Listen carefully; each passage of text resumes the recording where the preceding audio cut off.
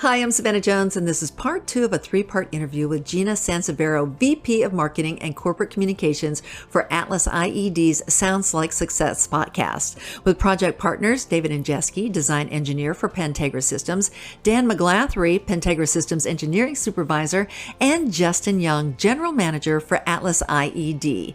They're discussing their long-standing partnership and how their teams collaborated and managed the complexities of the ongoing Chicago O'Hare Airport project. And Justin gives us an idea of what this project looked like in the beginning. Absolutely. Just to give you a little context, that legacy system, I actually did a little bit of homework before we started filming, and I went and talked to one of our technicians that's been here for the last 4 decades. And I asked him, I said, do you remember when the original O'Hare system was put in place? And I kid you not, he reached in his drawer, pulled out a notepad, and said, oh, I have it right here. 1988 is when we started installing T3, and then we kind of wrapped up around 94 with T5, and he went through each announcement controller system, and I'm like, this is unheard of. Not only on 2 levels, the fact that he had it in his drawer, in that level of documentation, and that's one of the things that we were able to bring to the table, because I remember that first walkabout that we did, David, and we ended the conversation kind of saying, all right, how are we going to cut this over? How do we protect the end customer and their ability to maintain operations and not be disruptive, but then do these bulk switches and some of the nuances that one of team members that was with us during the walkabout, David Martin, he was able to say, well, if I was doing it, this is how I would approach it. And we were able to springboard off of that and kind of outline a really solid risk mitigating migration plan for your organization to actually do that. So the collaboration was very prominent from the outset. I remember that day when David Martin explained what they were doing. I think it was at Dallas Fort Worth, maybe. And that gave us the idea of how to do the cutover, as we were calling it, because that was one of the mandates, keeping the existing system running until you had the new system built and ready to switch over to it, which presented a whole nother level of the logistical problems. But, again, as a partnership, everybody shined really through this whole process, and we really came out in the end looking really, really good to the end users.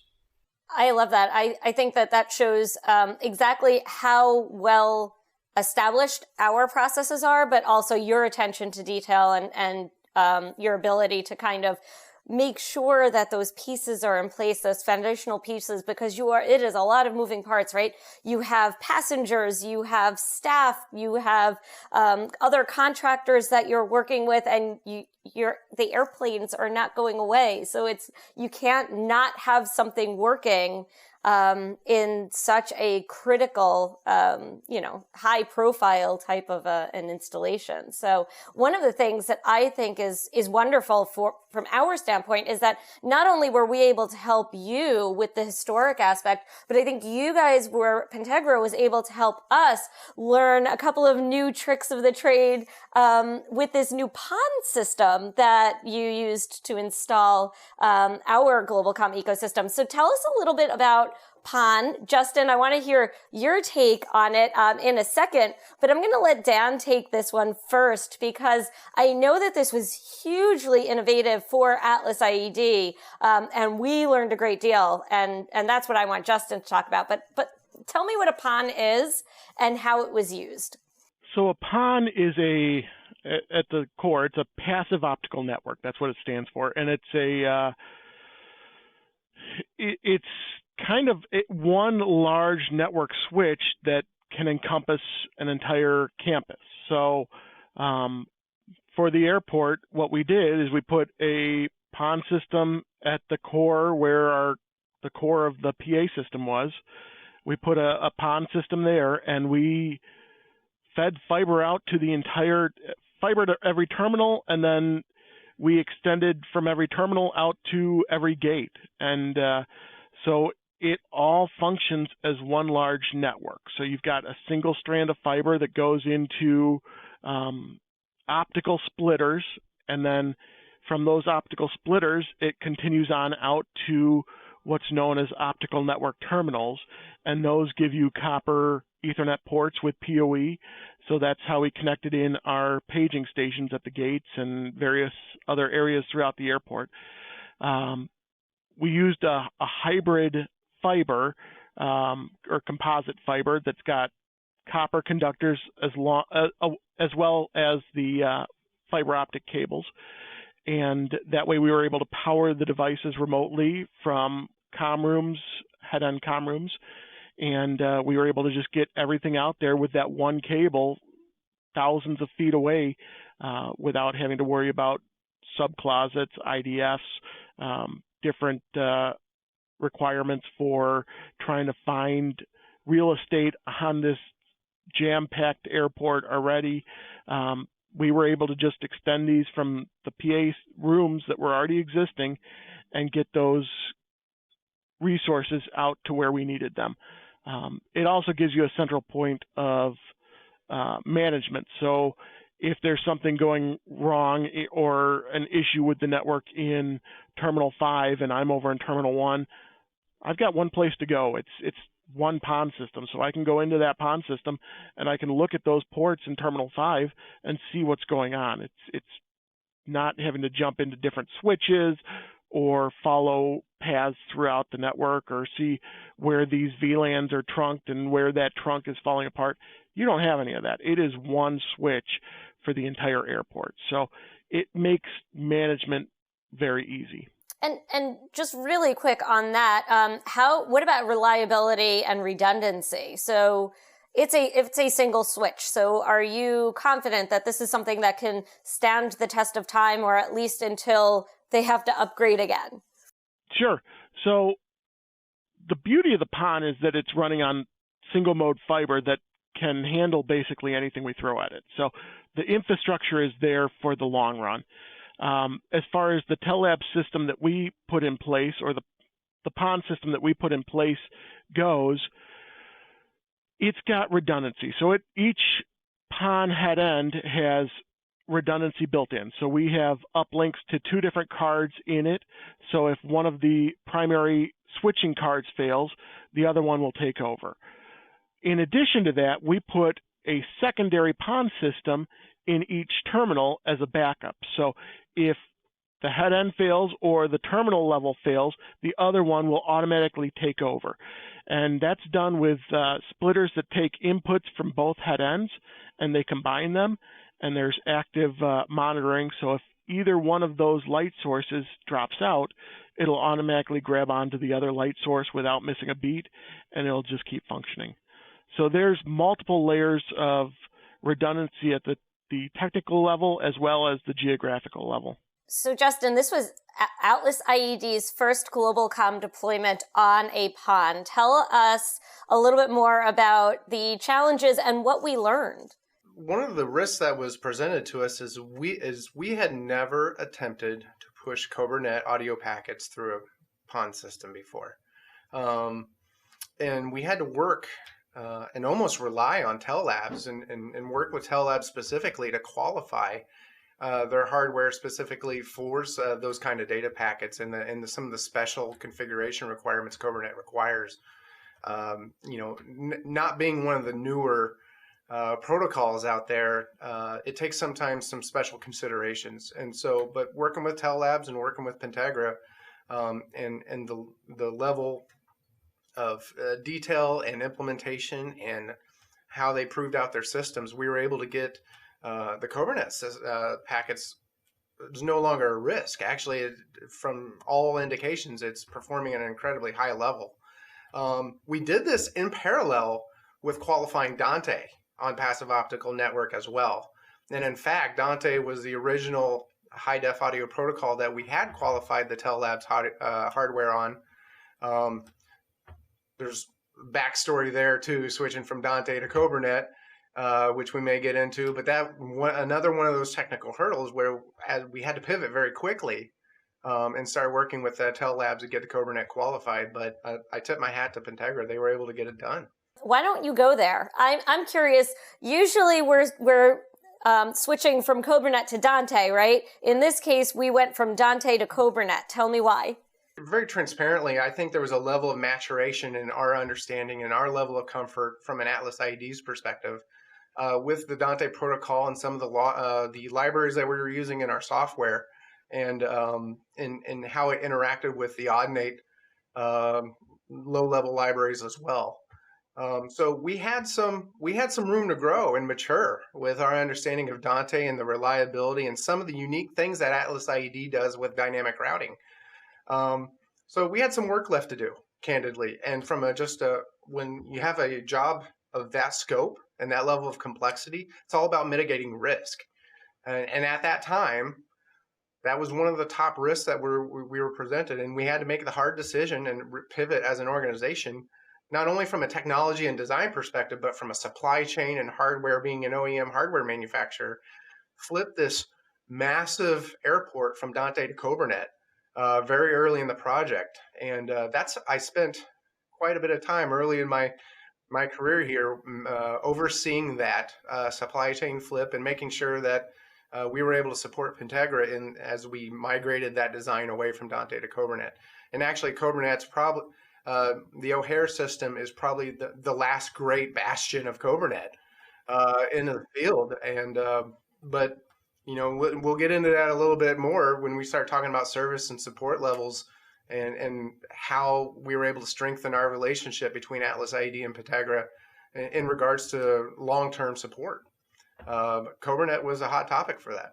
So, David, I want to hear your take on that, because that was something that clearly AtlasIED kind of initiated. Hey, listen, we might want to go to a different transport technology for this installation. What was your reaction? Well, there's a little bit of a backstory on how we came to know that the Dante was not yet a mature solution. And for the record, we would have liked to have been there with the Dante.